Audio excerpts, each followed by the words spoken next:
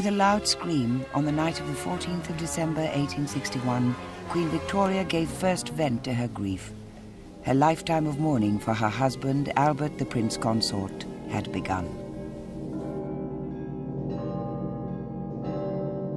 That night, the Prince Consort died from typhoid. Queen Victoria was my great-great-grandmother.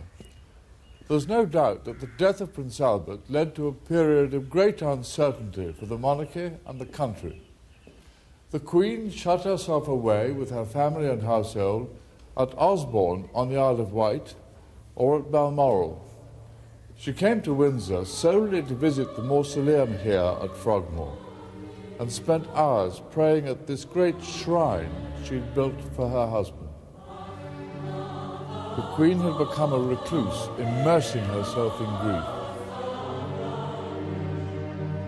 The Queen wore black for the rest of her life. Her court had to dress in half mourning. Even estate workers at Balmoral dressed in black kilts. Shops in London ran out of black material.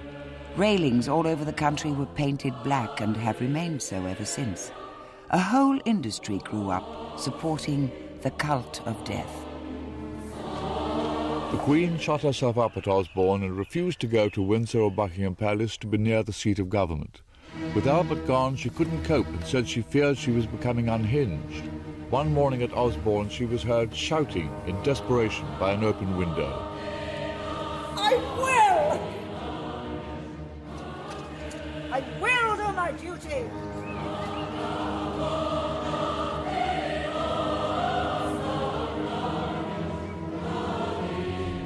She struggled to do her duty. Privy Council meetings at Osborne were strange affairs. First, ministers had to travel down from London to the Isle of Wight. Following this letter, we most humbly submit that your Majesty will, by your order in Council, authorise the transmitting of a draft of a royal charter for erecting the British settlement in the Bay of Honduras into a colony, to be called the Colony of British Honduras.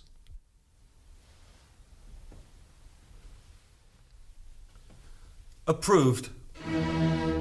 We beg leave, most humbly, to authorise the salary of the officer in charge of the dockyard at Deptford.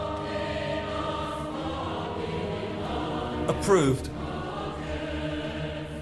Queen Victoria's grief was terrible. She plunged the country into seemingly endless mourning. Buckingham Palace was empty for 2 years and was eventually boarded up. Some wags put a notice on the railings which said, "These commanding premises to be let or sold in consequence of the late occupants' declining business." The Queen was no longer doing what her public expected of her. They were baffled and then angry. Her ministers had very strong views. But the Queen's main concern was a national memorial for her late husband.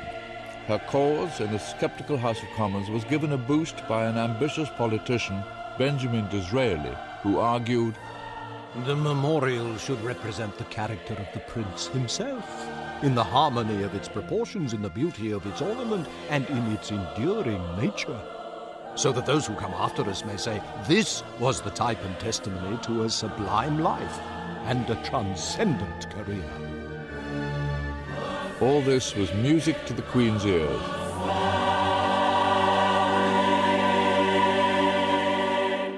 Later, after Disraeli carried the vote through Parliament, he was invited, along with other ministers, to the wedding of the Queen's eldest son, Bertie, the Prince of Wales, to Princess Alexandra of Denmark at Windsor.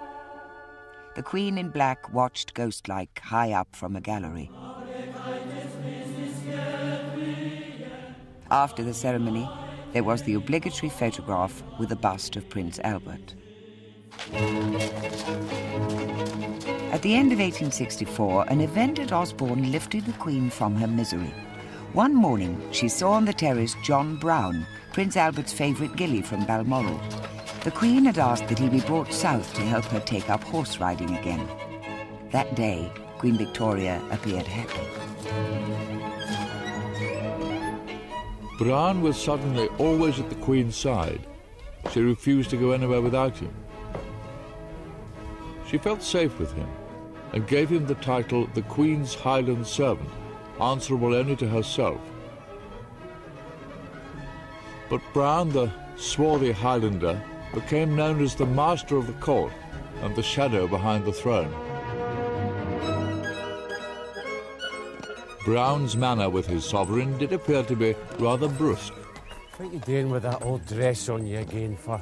'Tis nigh on green with mould for lack of care, I'm thinking. That's enough.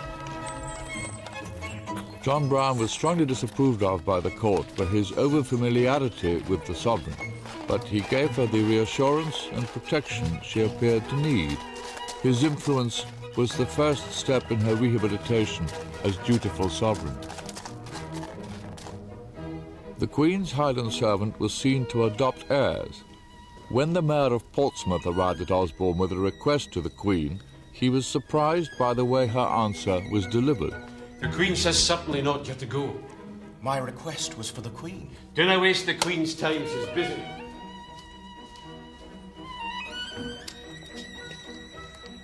But nothing Browne did seemed to alter the Queen's affection for him.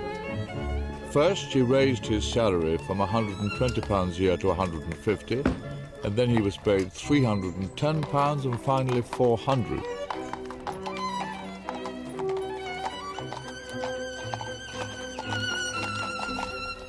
The cruel title of Mrs. Browne reflected the discontent now being felt within the country. At least the Queen in her seclusion was aware she was unpopular. When the ruling Liberal Party failed to pass the second Reform Bill, a measure that would have put 1 million new householders, mainly the middle classes, onto the electoral register, the Queen knew that the discontent amounted to republicanism. When an incoming Conservative government promised to try to enact the new Reform Bill, the Queen decided she should open the new parliamentary session. It was the first time in nearly 6 years she'd been seen at a state occasion. The battle for the second Reform Bill won great prestige for Disraeli, who successfully steered it through the Commons for the Conservative Party. Queen Victoria gave her assent to the new Act in August 1867, and here's her signature on the Royal Commission. At a stroke, it doubled the number of people entitled to vote. Although the Queen wasn't aware of it at the time, the passing of this bill would help to shift power into the hands of the electorate. The Queen's troubles did not go away. Fenians, who were Irish Republicans based in America, were involved in terrorist incidents up and down the country. Ireland, which was still part of the United Kingdom, was the key issue for William Gladstone, the leader of the opposition Liberal Party. His long-term plan was Irish self-government, an idea that horrified the Queen. Then the government reported that Fenians were secretly planning to kidnap the Queen from Osborne. Make sure you cover all the woods all the way down to the main gate. They begged her to go to the safety of Windsor Castle. The Queen refused, believing that it was only a ploy to ease her back into affairs of state. Instead, she allowed police to be posted in the grounds of the park, provided that Browne could organise them. When the plot turned out to be a hoax, the Queen felt triumphantly vindicated. With some relief, the Queen was able to ask Disraeli to become Prime Minister when the present Conservative leader became ill. She was overwhelmed by his exotic appearance when he was sworn in at Osborne. He is full of poetry, romance and chivalry. When he knelt down to kiss my hand, which he took in both his, he said, "In loving loyalty and faith, ma'am."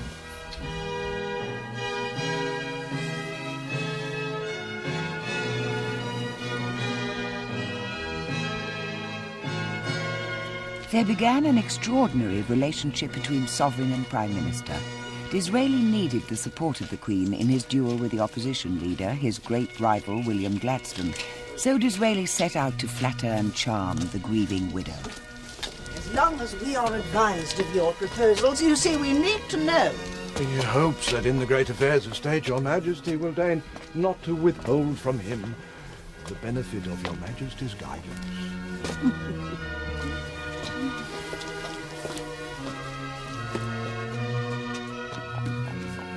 Disraeli was also a popular novelist. and he made sure the Queen was provided with graphic inside details and all the gossip from Parliament. But the idyll came to an end. The Queen was informed that Disraeli had been defeated in the House by Gladstone and was offering to resign. In desperation, she implored him to carry on until the new electoral register was ready. But Disraeli lost the ensuing general election. The monarch's traditional power to have a say in the choice of government was over forever. The Queen had lost out to the will of the newly enlarged electorate. As Disraeli gracefully bowed himself out of the Queen's presence, Gladstone, his great rival, marched in. Their styles couldn't have differed more. William Gladstone was a popularist. His power rested with his party machine, fed by the new electorate.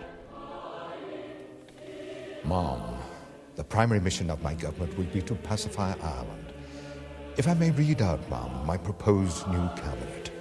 Lord Chancellor. Gladstone had been advised by his wife to pet the Queen. Instead, he read her lists, made speeches, and treated her like a rubber stamp. Lord Chancellor, Mum. Lord Hathaway. Lord President of the Council, Earl Grey Ripon, Lord Privy Seal, Mr. Austin Bruce, Foreign Secretary.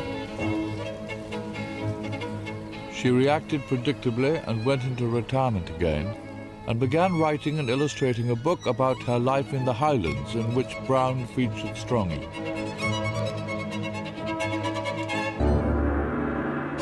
Now, as a direct result of the Queen's continuing seclusion, a much more determined Republican movement was growing in the country.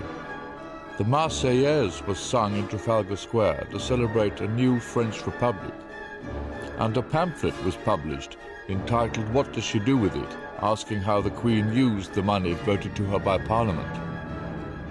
There was a family conspiracy to try to get the Queen back to duty. Princess Victoria, her eldest daughter, organised a secret round-robin to be signed by 7 of her brothers and sisters in the following terms. Those of us who are abroad and only hear now and then of what's going on in England are startled at the murmurs of discontent which reach us. Those of us who live at home are the unwilling and grieving witnesses of criticism which are agonizing to us to hear. The dangers which are daily spreading will crush the monarchy and the dynasty. But the letter was never delivered. Perhaps they were too frightened. In 1871, for reasons beyond her control, Queen Victoria suddenly found herself back in favour with the public. The Prince of Wales had fallen ill with typhoid. The Queen rushed to his bedside at his home in Sandringham. Fear gripped the nation because the 14th of December was approaching, which would have been 10 years to the day since Prince Albert had died of typhoid. Hidden behind a screen so that her son wouldn't see her, the Queen wrote fearfully, December 10th, 1871. The feeling shown by the whole nation is quite marvellous and most touching and striking.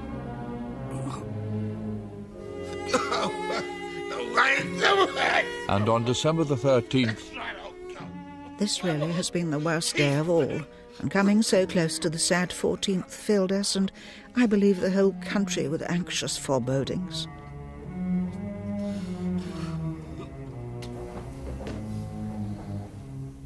Finally, on December the 14th...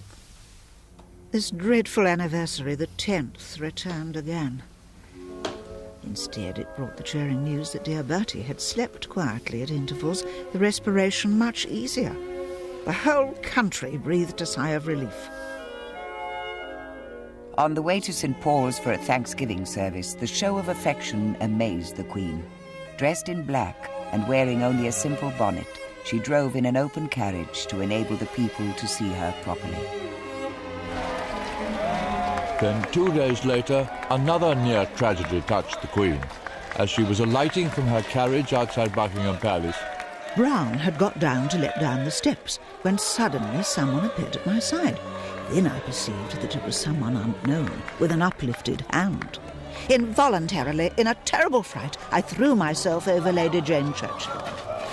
I soon recovered myself to stand up, and I saw Brown holding a young man tightly who was struggling.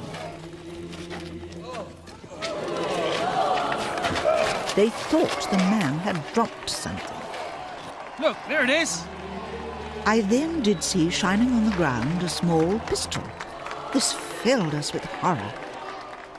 It is to good Brown and to his wonderful presence of mind that I greatly owe my safety, for he alone saw the boy rush round and followed him. The young man was a Fenian. It was the 6th attempt on the Queen's life. She was severely shaken, but her prestige in the country rocketed. In the space of a few weeks, republicanism was dead. The royalty problem had been swept away. The faithful John Brown was awarded the Victoria Devoted Service Medal. He's the only recipient of that honor in history.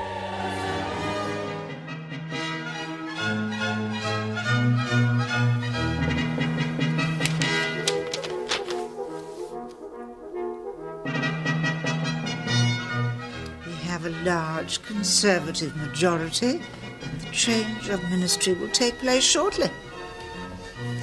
Mr. Gladstone has contrived to alienate and frighten the country.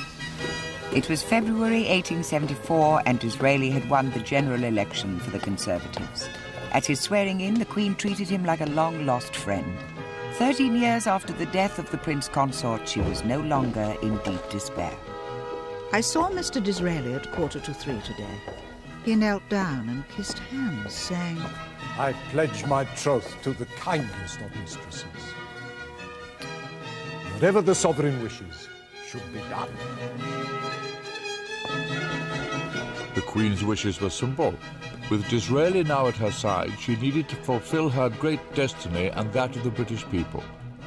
We had the largest fleet in the world, a professional army, and vast colonies that were the envy of Europe.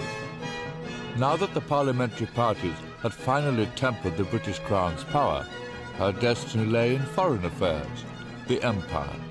Disraeli too could see sound reasons for patriotism. The Conservative Party would become the party of empire. The Empire needed an empress, and the Queen asked Disraeli's government to make her Empress of India, the brightest jewel in the imperial crown. To mark the occasion, the Queen sent the Prince of Wales out to India to preside over the celebrations given in her honor.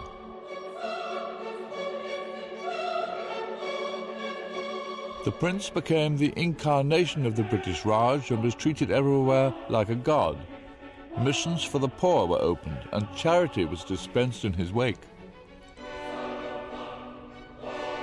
He was even given a pair of elephants that later appeared at Sandringham. My thoughts much taken up with the great event at Delhi today, where I am being proclaimed Empress of India. I have for the first time today signed myself as V.R. and I. That day, the 1st of January 1877, she wrote New Year cards. One went to Disraeli, bearing her initials V.R.I., Victoria Regina et Imperatrix. Another was sent to John Brown, to my best friend J.B., from his best friend V.R.I. At about this time, the Queen also gave Brown a locket containing some of her hair and some belonging to the Prince Consort. Emblazoned in enormous jewels, Queen Victoria gave a dinner that night here in Windsor Castle, the night she became Empress of India.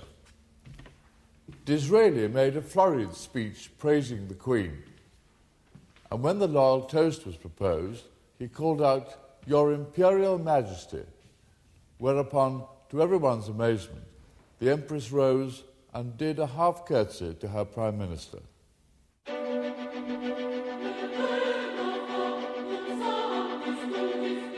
Later, the Queen had the Durbar Room added at Osborne House. It looks like an Indian temple, but its architecture is rather surprising, sitting in the middle of the Isle of Wight. The Queen was mesmerised by India. The corridor next to the Durbar room is lined with portraits of her Indian subjects. As well as Maharajas in their magnificent costumes, she commissioned pictures of ordinary people.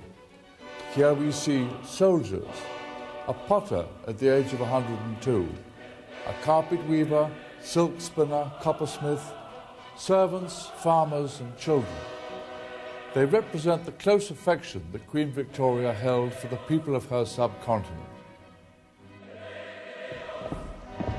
The Queen took her role as Mother of the Empire seriously.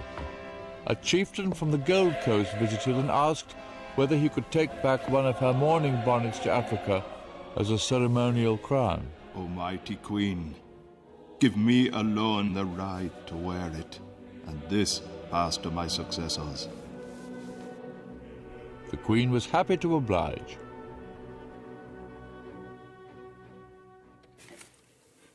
Disraeli's foreign policy echoed the sovereign's grand vision. Received a box from Mr. Disraeli with a very important news that the government had purchased the Viceroy of Egypt's shares in the Suez Canal for £4 million, which gives us complete security for India. It is entirely Mr. Disraeli's doing. It is just settled. You have it, madam. The French government has been out-generalised. Next day, Disraeli, with a theatrical flourish, presented the Queen with the share certificates. The Suez Canal coup was entirely the doing of Mr. Disraeli, who has very lofty views of the position the country should hold. His mind is so much greater, larger, so much quicker than that of Mr. Gladstone.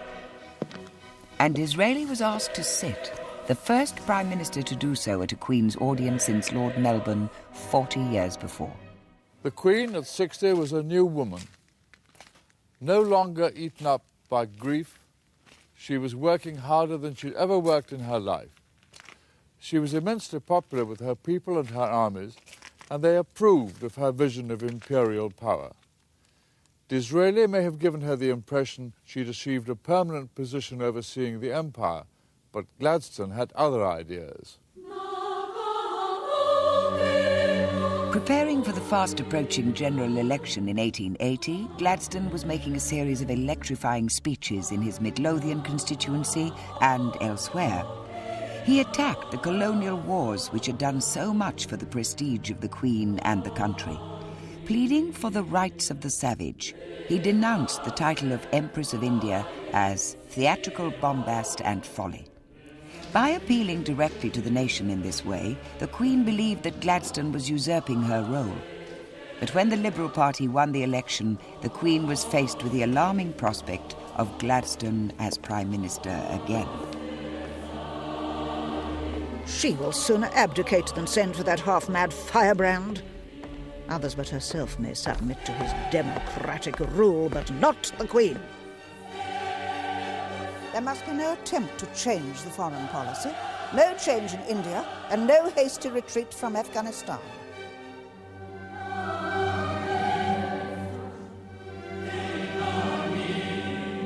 With Gladstone in power again, the Queen became less interested in affairs of state. When she was spending time at Balmoral, she often preferred to stay here at the Glassholt, her house on Loch Mick, some miles away from the castle. At times this house was literally at the hub of the empire. Its modest rooms and simple furniture really rather humble for the Empress of India. Then came a series of tragic blows. First, her close friend Disraeli died in April 1881. Such a loss is irreparable to me and the country. To lose such a pillar of strength at such a time is dreadful. Then John Brown had to carry the Queen back into the castle after a fall at Windsor in March 1883. And less than 2 weeks later, the dreadful news that my good, faithful Brown had passed away early this morning. It is the loss not only of a servant, but of a real friend. The shock, the blow, the blank, the constant missing at every turn of the one strong, powerful arm and head almost stunned me, and I am truly overwhelmed. And now all is gone. All is gone in this world, and all seems unhinged again in thousands of ways. Such was the status of John Brown when he died, that wreaths were placed on his grave by princesses, empresses even. He may have been only a simple gilly without education, but he was the only person in the household who could make the Queen do what she didn't want. When Prince Albert died, a statue of him was placed on the Balmoral estate. It faces the one of Queen Victoria. Remarkably enough, just about here, where I'm standing, the Queen put another one up to John Brown when he died. And so the three memorials together formed a triangle. His statue was removed from the triangle by King Edward VII when his mother died and tucked away here in the woods. The Queen at 65 was lonely but still resolute. Foreign policy remained her obsession, and here she felt Gladstone was at his most neglectful. When General Gordon was under siege from hostile troops in the Sudan, she begged Gladstone to send out a rescue column to Khartoum. The Queen trembles for General Gordon's safety. If anything befalls him, the result will be awful. 6 weeks later, the Queen was still questioning Gladstone's policies. Mr. Gladstone, you told the Queen when we last met Gordon must be supported. Yet what he asked for repeatedly nearly 5 weeks ago has been refused. If not for humanity's sake, for the honour of the government and the nation. When Gordon was murdered nearly a year later, just before the relief column finally arrived, the country was in uproar. Now from Osborne, the Queen sent a telegram to Gladstone. It was deliberately uncoded for all the world to read, saying, To think that all this might have been prevented and many precious lives saved by earlier action is too frightful. It is I who have, as the head of the nation, to bear the humiliation. The Gordon debacle was responsible for bringing down the Gladstone government. But in 6 months, Gladstone was back, and it was the issue of Irish self-government, the Home Rule Bill, that did most to divide the country and also Gladstone from the sovereign. To Queen Victoria, Home Rule was a threat to her empire. Ignoring her true constitutional role, the Queen set out in 1886 to disrupt Home Rule by secretly working with a Conservative opposition leader, Lord Salisbury. She was letting him see Gladstone's confidential cabinet papers to the Queen about the bill's progress. May 8th, the Queen sends Lord Salisbury the copy of Mr. Gladstone's letter to her. There was a very important cabinet meeting to decide whether any concessions were to be made in the bill. If they were made, they would certainly be defeated. This is the first avowal of defeat. Please return the enclosed. May 10th. The Queen sends Mr. Gladstone's second letter received last night, which she would also ask to have back.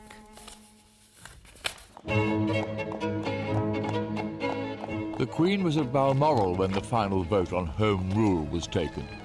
But division within Gladstone's own party was making the bill's progress increasingly unlikely. Did not sleep well as I felt worried and anxious.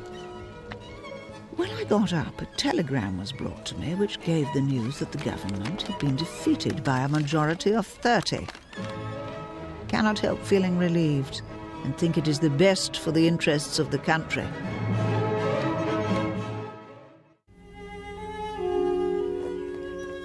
More than 30 years earlier, in the halcyon summer days at Osborne, the royal children gave a regular afternoon tea party in the Swiss cottage for their parents, the Queen and Prince Albert.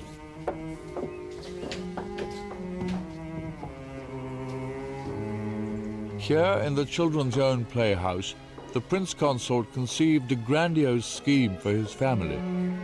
His plan was to marry the family into royal houses on the continent. His aim was to achieve peace and influence in Europe. And here you can see demonstrated the Prince Consort's greatest vision.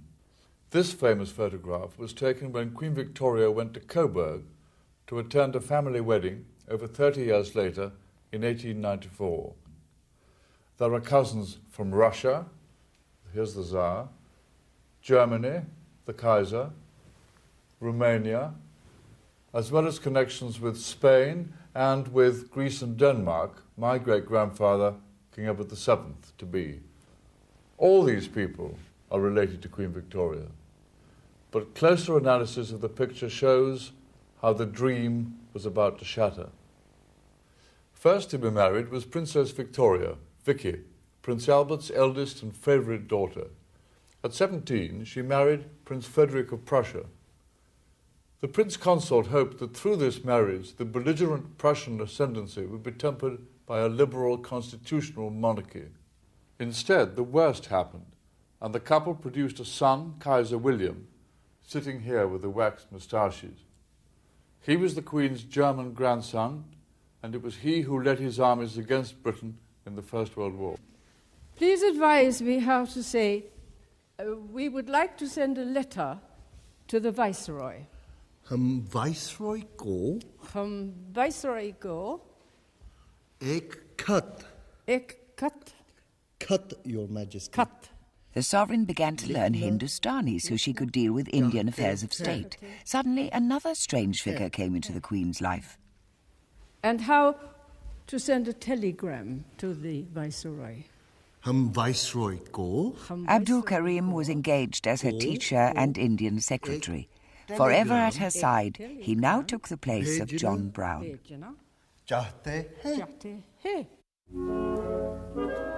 Abdul Karim, known as the Munshi or teacher, was disliked by the court as much as Brown. In early 1894, the Queen's old adversary Gladstone finally came to hand in his resignation. He was 85, 10 years older than the Queen. Both had such poor eyesight they could scarcely see each other. And although Gladstone had served the Queen as her Prime Minister a record 4 times, at his final audience, the Queen uttered not a word of thanks. She had much difficulty in finding topics for an adequate prolongation. But fog and rain and her coming journey to Italy all did their duty and helped. She was at the highest point of her cheerfulness. A miserable day outside again today, Mr. Gladstone. My journey to Italy shortly should be very good for my health and for the sake of the country. Gladstone's great power had come with the birth of the nation's first modern party democracy. It had made the two of them needless rivals for the country's affection. With Gladstone's passing, the Queen was at last prepared to assume a role of prestige and influence rather than power, a pattern followed by sovereigns ever since. In June 1897, the 60th anniversary of the Queen's accession, the might of the British Empire was on parade in London, the Queen's Diamond Jubilee. Here the Queen had no need to exert her power over difficult politicians. As Mother of the Empire, her influence was there for all to see, and she was clearly moved by the occasion. A never-to-be-forgotten day. No one ever, I believe, has met with such an ovation as was given me passing through those 6 miles of streets. The crowd was quite indescribable, and their enthusiasm truly marvellous and deeply touching. Every face seemed to be filled with real joy. I was much moved and gratified. Surrounded by a mounted escort of various members of her family from all over the world, Queen Victoria arrived in her carriage at St. Paul's Cathedral. She was too arthritic to go up the steps, so a special service was held outside with the Queen sitting here in her carriage at the bottom.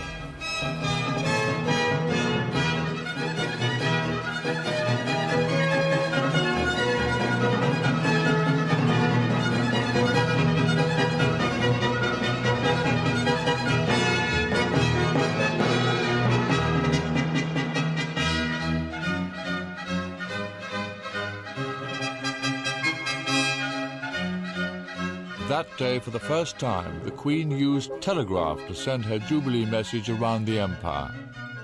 From my heart, I thank my beloved people. May God bless them. 80 years old, her eyesight failing, the Queen still had one more service to perform. With the outbreak of the Boer War in 1899 in South Africa, she found a new lease of life, rallying the nation.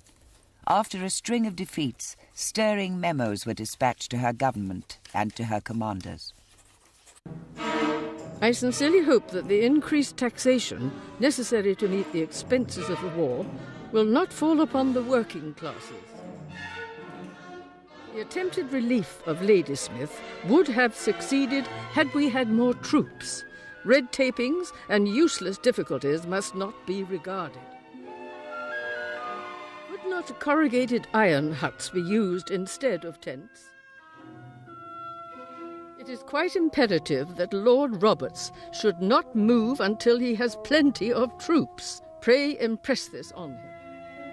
Please let me know what steps you intend to take to protect the Zulus from being attacked by the Boers.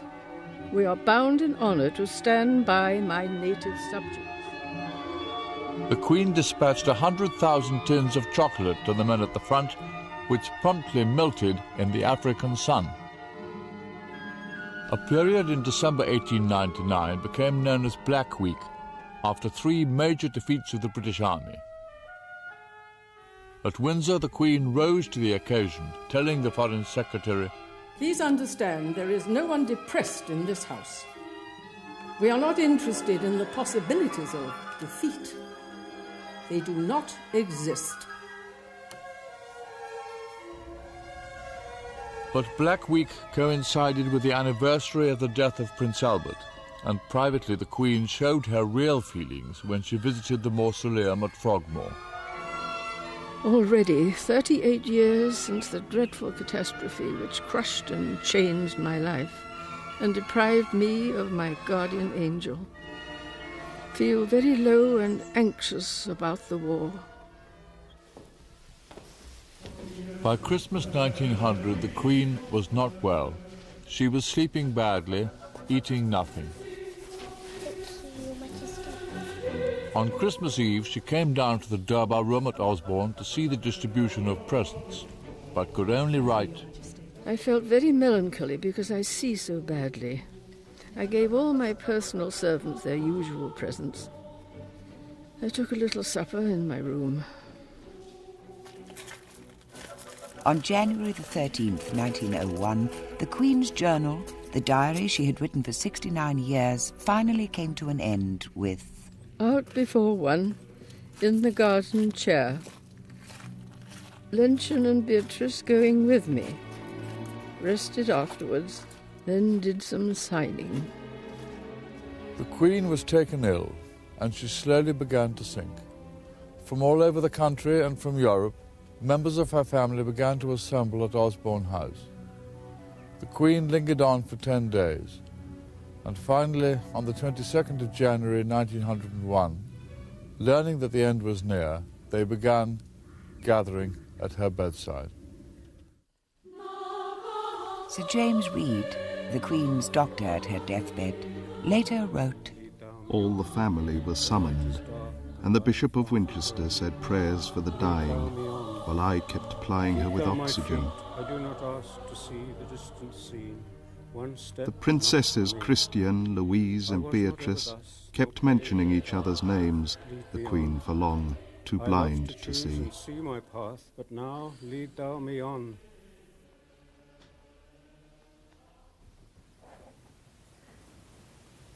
Dear Mamma, it's Beatrice.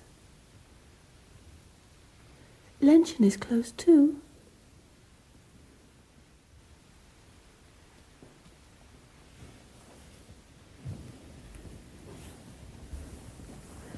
It's Lenchen. You're not alone.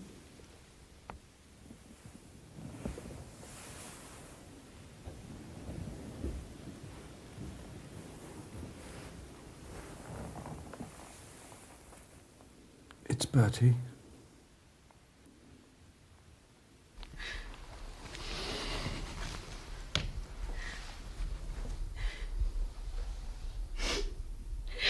Kaiser remained the whole time on the opposite side to me.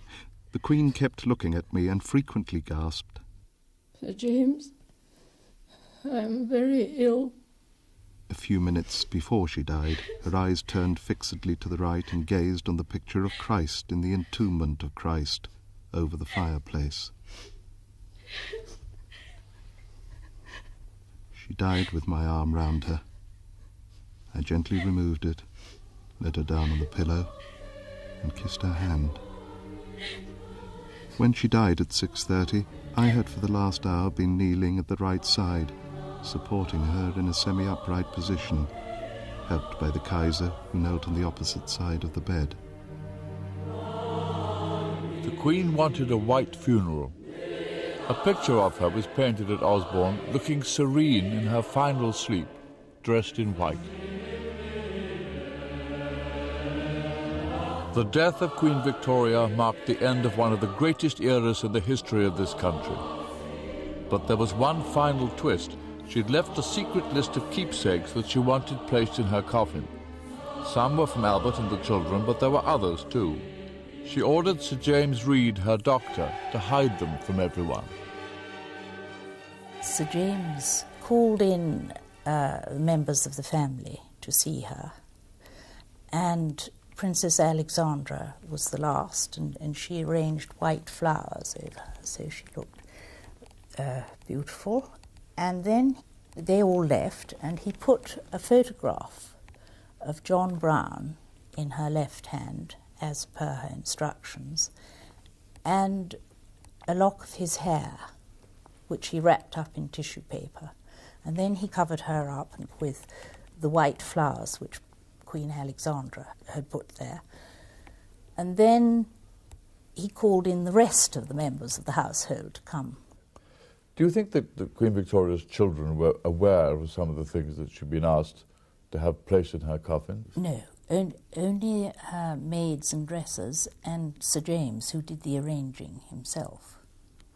Here they were for the first time, these instructions. They'd only been seen by Sir James and those few dressers.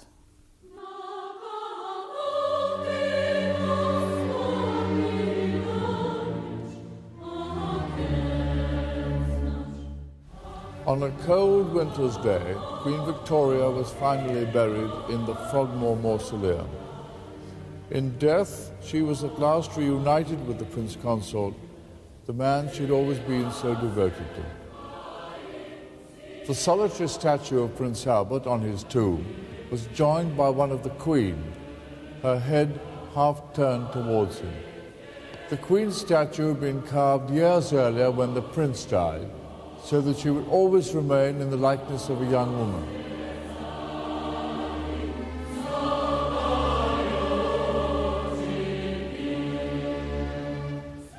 Inscribed above the door of the mausoleum, in Latin, are these words by Queen Victoria. Farewell, best beloved, here at last I shall rest with thee. With thee in Christ I shall rise again. When the burial was over, it began to snow. The Queen had got her white funeral.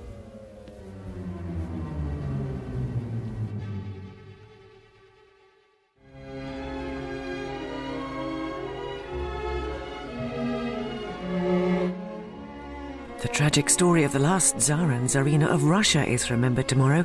Nicholas and Alexandra, that's at the same time. Coming up in a few minutes on UK History, gaze upon the face of Tutankhamun.